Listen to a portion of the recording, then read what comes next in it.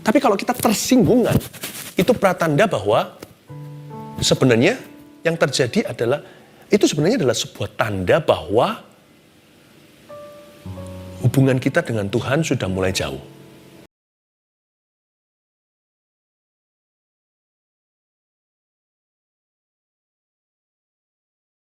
Mari kita masuk ke dalam ruang Maha Kudus, Maha Sucinya.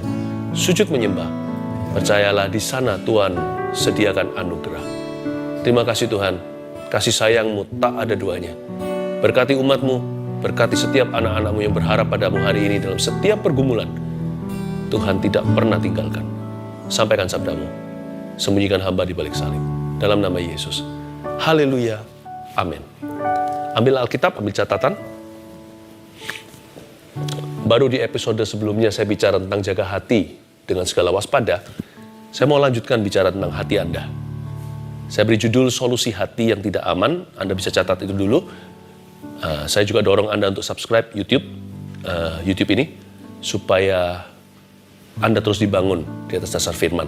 Ada banyak sekali firman-firman yang berharga tiada duanya untuk kehidupan Anda. Jangan ketinggalan. Solusi hati yang tidak aman kita belajar dari Raja Saul di 1 Samuel 18, 6-16. Kalau dari Daud kita bisa belajar dari kehidupannya, dari Saul kesalahannya. Judul di Alkitab kita, Saul benci pada Daud. Kok bisa ya hati orang diurapi jadi begini?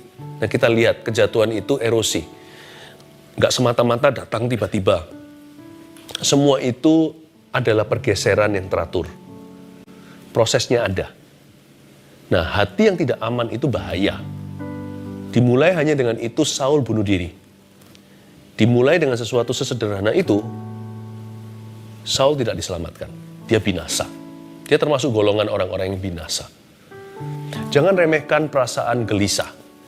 Karena gelisah itu ada akarnya. Nah, kalau akarnya itu hanya sekedar perasaan saja nggak apa-apa. Tapi kalau ada akar yang lebih serius gimana? Kadang-kadang gejala, simptom yang ada pada tubuh kita itu menunjukkan ada penyakit yang serius. Gak selalu sih, kadang-kadang ya cuman biasa. Tapi jangan remehkan, makanya tetap harus ke dokter untuk lihat kan ini penyakit apa, didiagnosa. Tapi kalau Alkitab itu lebih hebat dari MRI manapun juga. Dia bisa membelah, memisahkan sumsum dan tulang. Jadi kita langsung tahu sebenarnya ini masalahnya sesungguhnya di mana. Nah, mari kita sekarang operasi hati, sebab saya rindu lewat saat teduh ini hidup Anda sungguh-sungguh sejahtera. Jadi jangan sampai ada roh gentayangan lagi. Bukan setan maksud saya, hati penasaran. Ayat 6, solusi hati yang tidak aman. Tetapi pada waktu mereka pulang perang. Ketika Daud kembali sesudah mengalahkan orang Filistin itu, keluarlah orang-orang perempuan dari segala kota Israel menyongsong Raja Saul sambil menyanyi dan menari-nari dengan memukul rebana, dengan bersukaria, dan dengan membunyikan gerincing. I think that's a beautiful thing. You and I must agree. Harusnya kita sepakat itu hal yang baik, bukan? Pulang perang, Tuhan memberikan kemenangan. Saul pulang sama Daud, disongsong perempuan-perempuan kota Yerusalem. Sambil nyanyi-nyanyi, menari-nari dengan memukul rebana, mereka bersuka cita, bukan hanya merayakan pahlawan mereka memuji Tuhan. Harusnya nggak apa-apa kan? Tapi di sini kesalahannya gini. Raja Saul itu orangnya sangat-sangat needy. Di dalam dirinya itu ada sebuah kemanjaan yang tidak pernah ditantang. Dia nggak pernah menantang dirinya sendiri untuk menyelesaikan isu pribadi. Roh Kudus tidak diberikan pintu masuk untuk mengerjakan area itu. Raja Saul ini beranjak dari hati yang salah. Orangnya itu suka GR sama manusia. Apalagi dia adalah orang yang cari pengakuan. Ini bahaya. Kalau kita itu gak dekat sama Tuhan, nanti kita akan sangat needy orangnya. Atau kita menjadi orang yang perlu diakui oleh orang lain. Dan mencari pujian yang sia-sia. Gak bisa netral. Kalau mau sama Tuhan itu dalam sekalian. Kalau enggak, pasti berakhir di tangan setan. Enggak bisa kita itu jalur tengah, itu enggak ada. Saul itu diurapi. Urapannya sudah tiba. Tapi hatinya tidak mau sungguh-sungguh dengan Tuhan. Yang namanya hati nggak pernah menyusul urapan ya beginian. Akhirnya urapan itu bumerang. Menjadi beban dalam kehidupannya. Orang bisa pelayanan, tapi kalau hatinya nggak mau diubah, nanti lama-lama pelayanan itu menghanguskannya. Saul adalah tipe orang begitu. Orang ini suka GR sama manusia, jadi bisa bayangkan nggak si raja pulang nih sama junior-juniornya termasuk Raja Daud.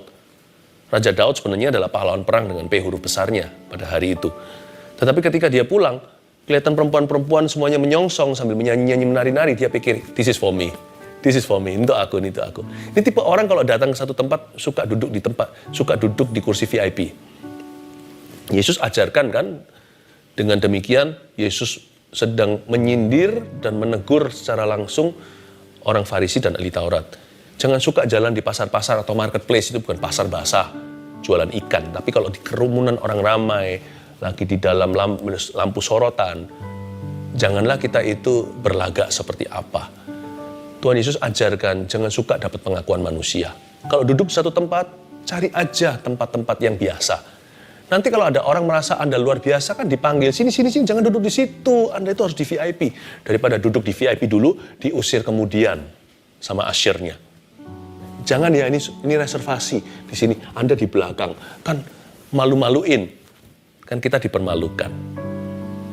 Orang yang suka GR sama sesama manusianya biasanya akan jatuh nanti pada akhirnya. Hatinya nggak aman karena dia beranjak dari attitude atau sikap hati yang sudah salah kaprah dari semula. Andai kata dia tidak menanti-nantikan mengharapkan pujian dari manusia, dia nggak akan di ayat berikutnya tersinggung luar biasa. Kepancing sama setan, ini si Saul. Ya, kita lihat ayat 7, dan perempuan yang menari-nari itu menyanyi berbalas-balasan katanya, Saul mengalahkan beribu-ribu musuh tetapi Daud berlaksa-laksa.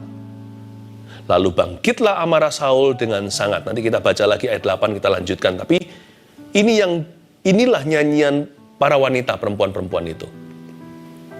Saul mengalahkan beribu-ribu musuh tetapi Daud berlaksa-laksa. Lalu marahlah Saul dengan amat sangat. Mestinya ya, di kalimat pertama dia harus berhenti. Saul mengalahkan beribu-ribu musuh, tetapi Daud berlaksa-laksa. Gak apa-apa, orang berhak muji siapa. Tuhan itu, kalau kita ikut Tuhan sungguh-sungguh, yang penting kesaksian Roh Kudus, bukan kesaksian manusia. Dan Saul sangat sensitif, apalagi itu keluar dari wanita. Dia dikalahkan oleh juniornya di mata perempuan. Laki-laki biasanya sama laki-laki kalau keluar sih nggak ngerasa gimana. Tapi kalau ada wanita di tengah-tengah mereka, semua mereka lebih jaga tutur kata. Perempuan bisa membawa Hawa, makanya Adam dan Hawa, si perempuan namanya Hawa. Perempuan itu betul-betul seolah-olah secara figuratif. Mereka itu bisa membawa Hawa di tengah laki-laki. Andai kata Saul dipuji, Saul dan Daud dipuji dengan perbandingan yang tidak imbang ini oleh sesama pria, mungkin dia masih oke-oke aja. Tapi perempuan, dia merasa betul-betul terpukul sekali. Karena kalau dia di hadapan wanita kan dia harus ganteng, harus gagah. Dia harus jadi alpha male. Kalau singa itu di kandang dia satu-satunya singa jantan. Dengan brewoknya yang di sebelah sini yang lainnya semuanya adalah singa-singa betina. Saul merasa ini dia dipermalukan secara publik atau secara umum. Orang ini nggak bisa kuasai emosi. Kalau menurut saya dari ayat ini harusnya Saul cukup bersyukur sampai perkataan Saul mengalahkan beribu-ribu musuh. Harusnya dia berkata, that's enough for me. Thank you Tuhan, itu pun berlebihan lah, masa saya yang mengalahkan beribu-ribu. Itu kan semuanya adalah anugerah. Dan dia kepancing di kata tetapi.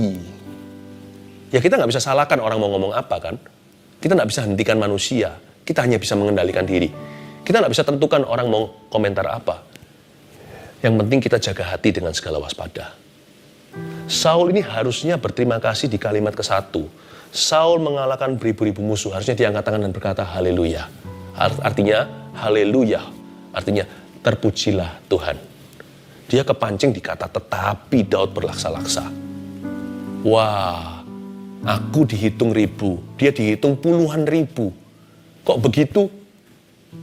Lihat lubang donatnya, dia lupa dia juga dapat donat. Malah dia dapat sebutan pertama, Saul beribu-ribu. Harusnya pikiran positifnya gini, karena aku pukul ribu-ribu, Daud gampang hajar berlaksa-laksa. Dia harusnya bangga dengan achievement atau pencapaian daripada juniornya.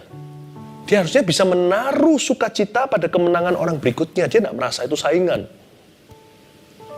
Harusnya loh, dia lebih bangga di ribu. Karena ribu itu adalah perintisan. Ribu itu pendobrakan. Dia yang buka jalan. Dia kepancing di kata tetapi Daud berlaksa-laksa. Siapa bilang kalau kita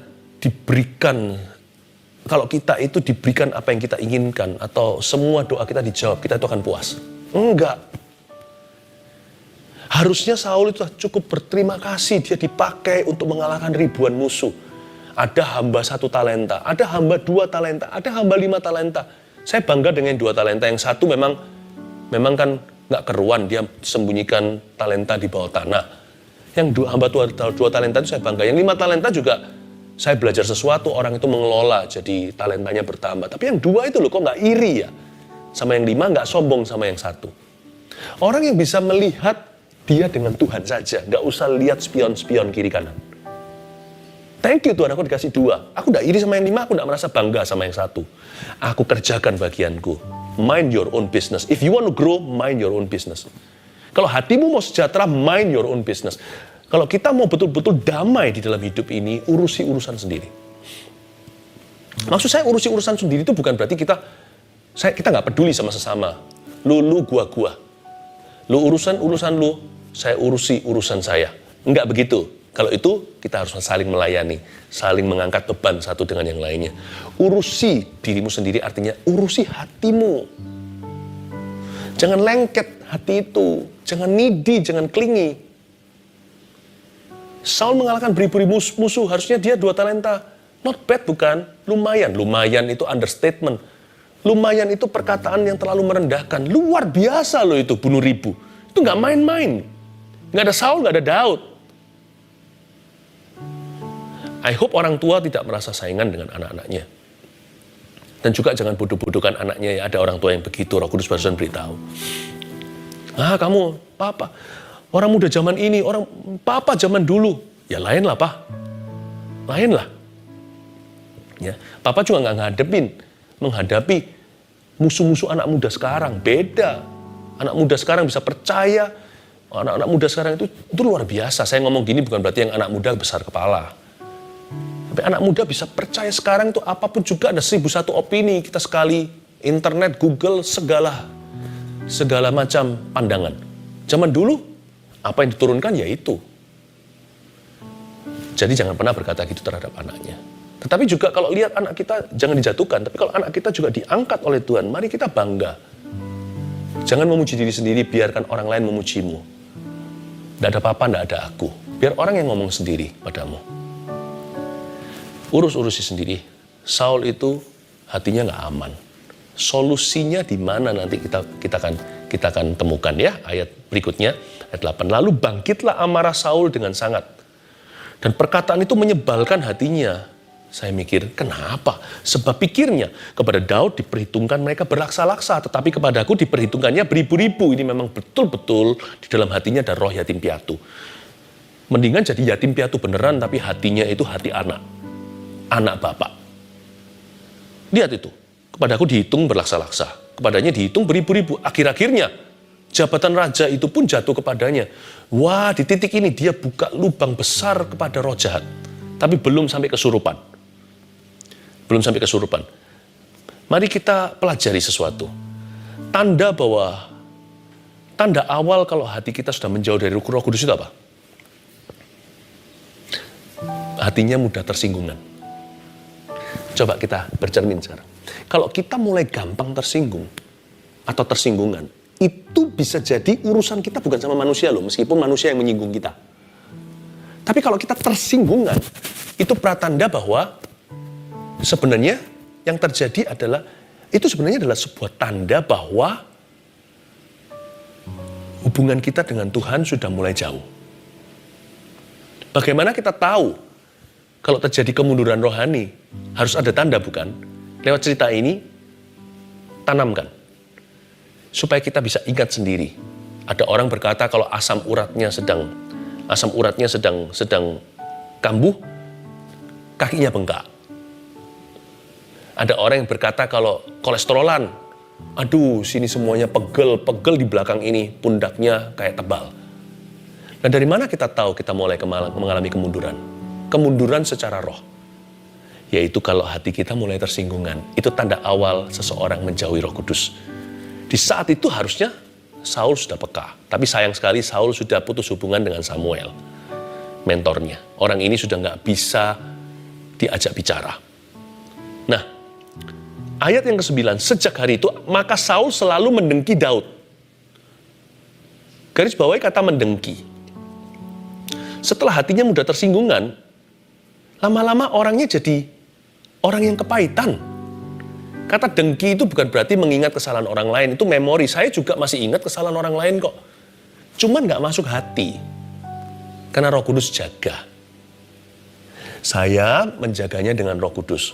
Dalam segala waspada, saya lakukan bagian saya yang kecil, Roh Kudus lakukan bagian yang terbesar. Dengki itu bukan berarti mengingat kesalahan orang lain, tapi merasakan kesalahan orang lain, apalagi orang nggak bersalah. Dia benci. Di sini, di titik ini, mulai masuk roh jahat satu kaki. Setan mulai merasuk hatinya. Dimulai hati tersinggungan, lama-lama jadi bawaan. Terus menerus, diterusin. Tiba-tiba dia berubah menjadi orang yang sangat bitter, pahit. Dia jadi seorang hater gitu loh. Hater of life, hater of himself. Sebenarnya yang dia benci adalah diri sendiri. Ayat 10, keesokan harinya, nggak perlu babi bu, nggak perlu bulan depan, nggak perlu 1 tahun lagi. Keesokan hari, roh jahat yang daripada Allah itu berkuasa atas Saul, sehingga ia kerasukan di tengah-tengah rumah. Sedang Daud main kecapi seperti sehari-hari, adapun Saul ada tombak di tangannya. Ayat 10, hati-hati ya. Roh jahat daripada Allah, apakah roh jahat Allah itu kasih kita roh jahat? Bukan, ini maksudnya gampang kok. Ketika seseorang mundur dari Roh Kudus, dia pasti akan kena roh najis. Sudah gitu aja, nggak ada jalur tengah. Jadi roh jahat yang daripada Allah, cara orang Yahudi, cara orang Israel berpikir tentang alam roh di zaman Samuel, Daud, sangat simpel sekali. If you are not with the Holy Spirit, you will be with an unholy spirit. Udah gitu aja. Jadi maksudnya itu roh jahat yang daripada Allah, artinya karena orang ini meninggalkan Allah di dalam hatinya, otomatis yang ngisi vakum atau kekosongan, hampa jiwa adalah roh jahat. Maksudnya in the absence of God is the presence of demons. Roh jahat yang daripada Allah itu artinya karena Allah absen, maka roh jahat yang tiba. Roh jahat yang daripada Allah. In his absence. Nggak perlu tunggu 1 tahun. Berapa hari bahkan. Keesokan hari. Tamu tak diundang si setan mengetuk rumah dan masuk ke hatinya. Dia kerasukan di tengah-tengah rumahnya. Dan ketika roh jahat mulai tiba, dia menghancurkan Saul at the prime of his life. In the prime. Bayangin, di tengah-tengah rumah itu bukan hanya bicara di tengah-tengah istana. Dia dipermalukan betul-betul. Tadi dia hanya paranoid aja, aku dipermalukan secara publik. Sekarang dia dipermalukan beneran. Di tengah-tengah rumah raja itu selalu spotlight. Di situ dia menimbang-nimbang juga urusan-urusan yang dibawa kehadirannya oleh rakyatnya. Dan bukan hanya itu, segala sesuatu yang di tangannya harusnya jadi berkat, dia harus jadinya protektor atau pelindung umat. Malah dipakai untuk pembunuhan. Ayat 11, Saul melemparkan tombak itu. Dilempar, karena pikirnya, baiklah aku menancapkan Daud ke dinding, tetapi Daud mengelakkannya sampai 2 kali. Untung sekali Daud tidak membalas. Dia hanya mengelakkannya sampai 2 kali. Hati-hati, kalau Anda dan saya menghadapi situasi tertentu, cerdik seperti ular itu ada batasnya. Tulus seperti merpati, itu adalah remnya. Ada satu poin itu, Tuhan tuntun Daud untuk bisa menyelamatkan diri, termasuk dengan Raja Filistin, nantinya dengan siapa dan siapa, dia selalu punya jalan. Tapi Anda harus tahu, ada hal-hal tertentu itu harus stop di sana, tidak boleh berlebihan. Hati yang aman seperti Daud akan tahu batasnya. Dia tahu bahwa dia harus bisa menjaga dirinya. Dalam konteksnya Daud, beneran bukan hanya jaga hati, tapi jaga nyawa. Tapi dia tidak membalas. Saya bangga dengan Daud. Dia tidak angkat tombak atau pedang dan balas sang raja. Tapi saya juga bersyukur, saya bisa belajar banyak. Daud ini orangnya, dia mengelak dari sampai 2 kali, berkali-kali.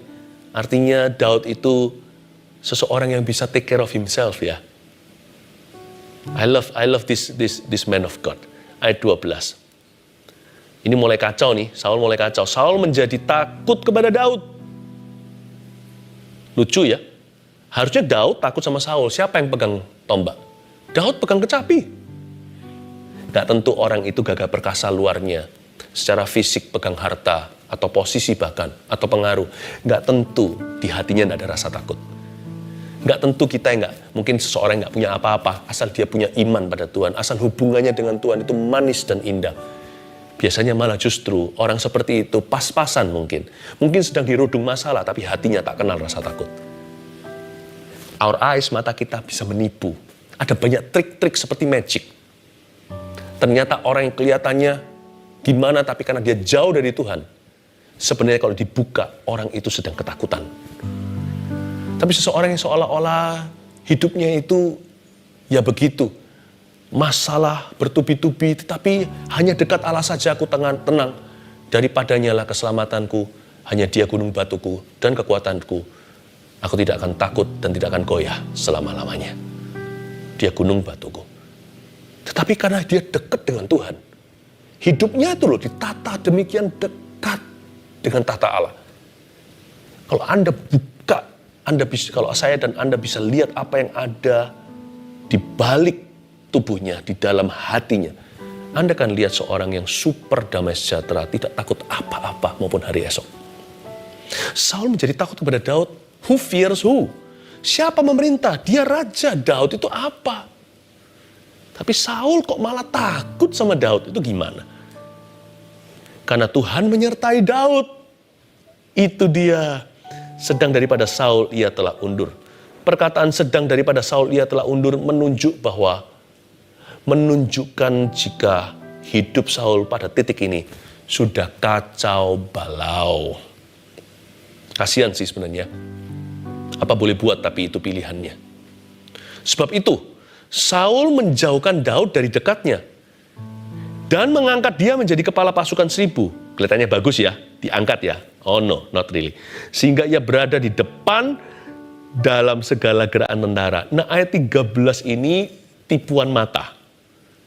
Tapi di sini kita bisa belajar kalau orang itu hatinya salah, keputusannya semua akan salah.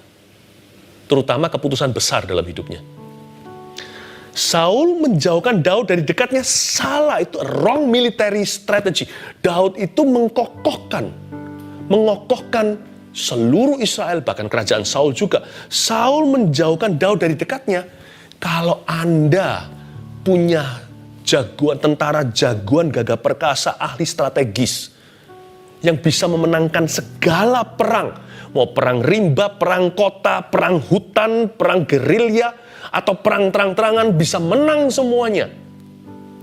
Kalau saya jadi Saul, saya akan jadikan bodyguard-nya raja. Tapi Saul menjauhkan Daud dari dekatnya.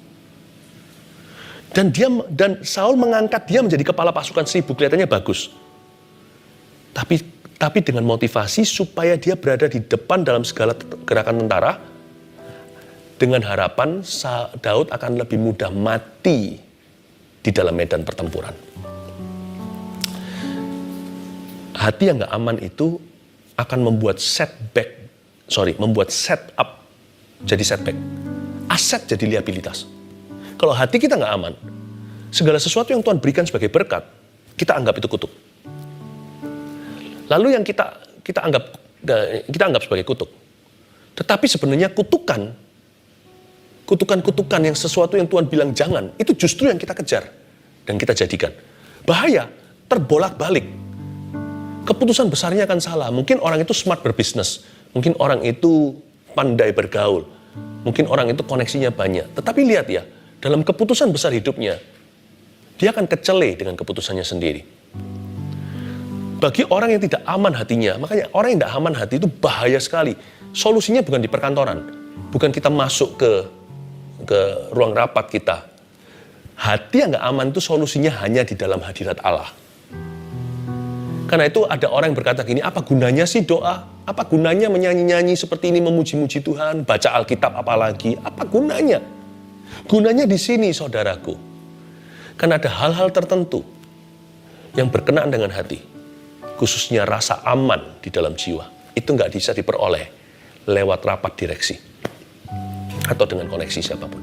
Itu hanya ada di atas lututmu, kau temukan damai sejahtera. Dan itu nanti yang akan menentukan pilihan-pilihan hidupmu. Hatimu yang akan menyelesaikan masalahmu. For the secure, bagi orang yang aman, setback kayak Daud mau dilempari di Siklak, tapi malah justru menjadi kemenangan, dia bisa putar balikkan keadaan. Bagi orang yang aman dalam Tuhannya, segala sesuatu yang sifatnya sebuah tes atau ujian menjadi testimoni atau kesaksian. Tapi orang-orang yang hatinya tidak aman sama Tuhan, orang seperti itu akan menjadikan semua berkat kutukan. Nggak hanya itu aja, Saul kan mengangkat dia jadi kepala pasukan 1000. Sekilas seolah-olah dia mengangkat Daud. Orang-orang yang tidak aman diri itu susah untuk tulus hati. The insecure, it's very hard, almost impossible for the insecure to be sincere. Bagi orang-orang yang tidak aman dalam Tuhan dan tidak aman hatinya, orang demikian akan susah, hampir mustahil untuk bisa jadi orang yang tulus. Ketulusan itu suatu produk yang dia tidak miliki. Mereka akan kelihatan seolah-olah memberi, padahal di dalam pemberiannya mereka mengambil lebih banyak daripada yang mereka berikan. They seem to give, but what they are really doing is taking away from you. Jadi seolah-olah dia diangkat jadi kepala pasukan, padahal maksud hati Saul adalah untuk membunuh dia.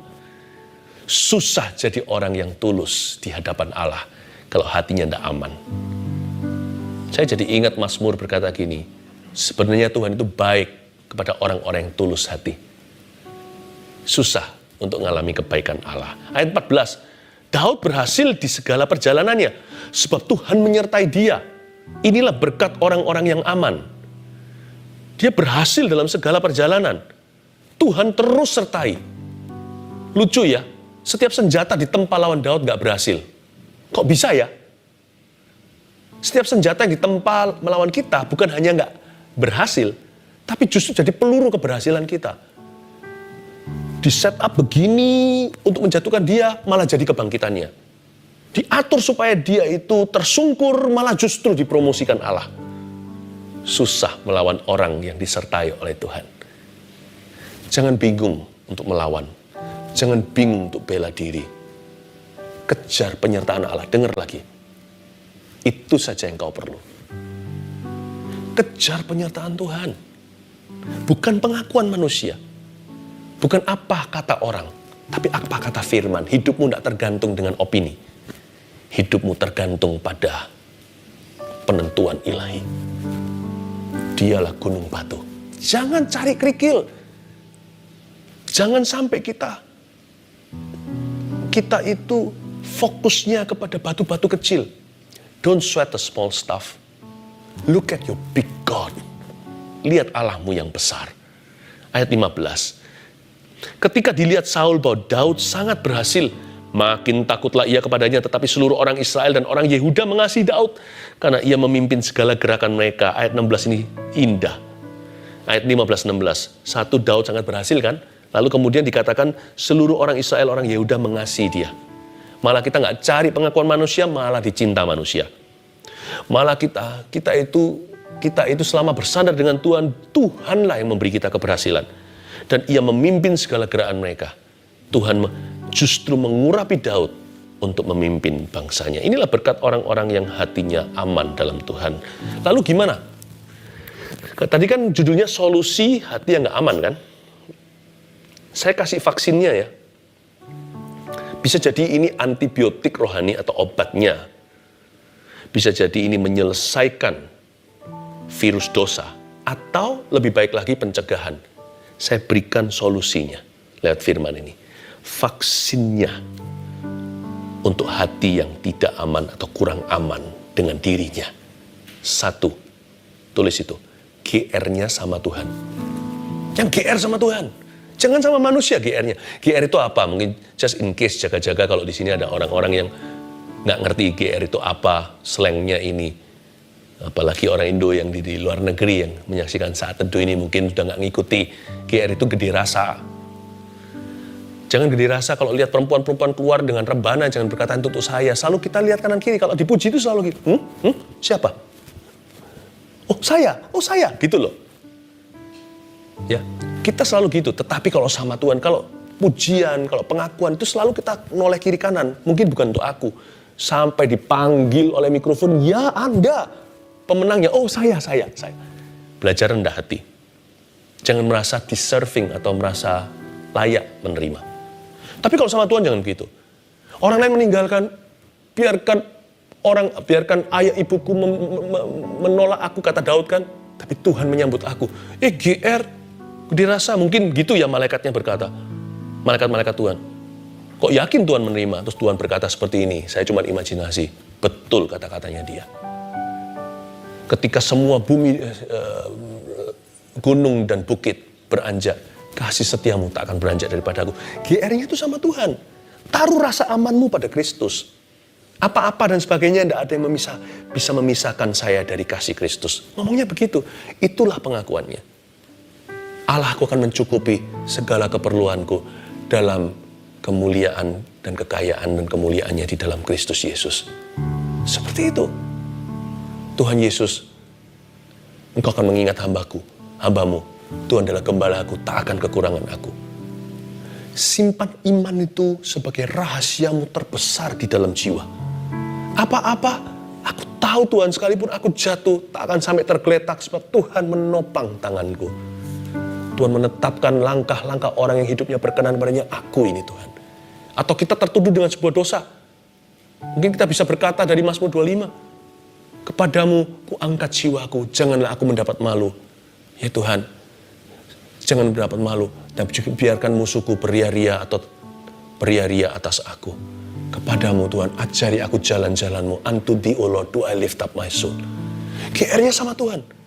Pelihara sebuah hubungan aman dengan Kristus. Dalam segala keadaan, waktu kita berkenan, waktu kita jatuh dalam dosa. Lihat itu Daud. Waktu dia mengakui dosanya dengan Batsyeba, bahkan ketika dia bangkit dari keterpurukan, dia mengakui dosanya pun dia taruh aman pada Tuhan. Dia berkata, hati yang hancur, jiwa patah remuk tidak akan kau pandang hina. Kau memberiku hati yang teguh. Dan dia berkata seperti ini, Tuhan ampuni sebab dosaku itu banyak. Tapi ujungnya dia berkata, berbuat baiklah kepada Israel ya Tuhan. Dan kau akan menerima kembali korban puji-pujian. Taruh rasa amanmu, GR-nya itu sama Tuhan. Yang kedua, ini vaksinnya. Usahakan yang terbaik dalam diri orang lain. Mungkin kita waktu itu kurang kesatria hatinya. Mungkin kita kurang legawa, kurang besar. You're not a bigger man. Paksa dirimu untuk besar. Nggak usah musuh siapapun juga. Kalau kita bantu orang, usahakan yang terbaik dalam diri orang itu, sekalipun itu bisa melampaui dirimu. Mungkin kalau profesinya sama atau apa, ya kita nggak bodoh beritahu semua rahasia dapur kita, ya nggak begitu. Tapi kalau orang minta tolong, yang terbaik. Kalau kita memberi nasihat, jangan simpan apa yang bisa sungguh-sungguh melepaskan orang itu. Usahakan yang terbaik dalam diri orang lain. Yang ketiga, senang ketika orang lain diberkati. Kalau kita lakukan itu, lama-lama kita tertular keberhasilan orang. Tahukah ada keberhasilan tertentu yang Tuhan simpan, tidak langsung diberikan kepada Anda. Sampai Anda dan saya lulus ujian. Senang nggak ketika tetangga kita yang diberkati dulu? Ada orang-orang tertentu yang diizinkan Tuhan mengecap berkat yang dia tidak miliki. Barang siapa memberikan pada salah satu orang ini yang paling kecil hanya karena dia muridku, secangkir atau segelas air sejuk dia nggak akan pulang tanpa upahnya. Siapa memberikan kepada nabi, dia memperoleh upah nabi. Itu bukan bicara tentang materi, itu bicara tentang senang ketika orang lain dipakai. Turut mendoakan sebuah gerakan kenabian, turut mendoakan seseorang. Tapi ketika orang itu diberkati, Tuhan memandang orang ini juga harus dapat tips sorgawi. Ini orang yang mengusahakan loh. Dan lihat sekarang, dia senang sampai akhirnya. Padahal orang ini bukanlah yang menikmatinya. Tuhan akan berkata seperti ini. Malaikat, kalian harus sungkan sama orang demikian. Berkati dia. Maka Tuhan perintahkan berkat datang ke rumahmu. Itu namanya kecipratan berkat. Karena hati kita suka memberkati orang lain. Dan senang ketika mereka diberkati dulu. Coba kalau kita punya hati kayak gini. Orang kayak begini, paling happy di dunia. Harta pas-pasan gak apa-apa. Teman gak banyak, it's okay. Kalau kita GR-nya sama Tuhan, hati kita itu senantiasa aman 24 jam. Kalau kita usahakan yang terbaik dalam diri orang lain, kita gak akan pernah merasa orang yang kalah. Kita merasa orang yang terlibat dalam kemenangan orang lain. Kita gak akan merasa persaingan. Karena kita gak merasa diri kita paling hebat. Dan kita lihat segala sesuatu di sekeliling kita itu, kita turut menginvestasikan hal yang baik. Kita turut happy, ada kepuasan batin sendiri. Dan kalau kita senang orang lain diberkati, kita orang yang paling senang selalu. Selalu happy, gak pernah kehabisan alasan untuk berbahagia. Orang yang seperti ini, hatinya aman. Lihat nanti, mereka akan berhasil. Orang Israel Yehuda mengasihi mereka. Dan orang seperti ini akhirnya akan Tuhan pakai untuk memimpin segala gerakan manusia.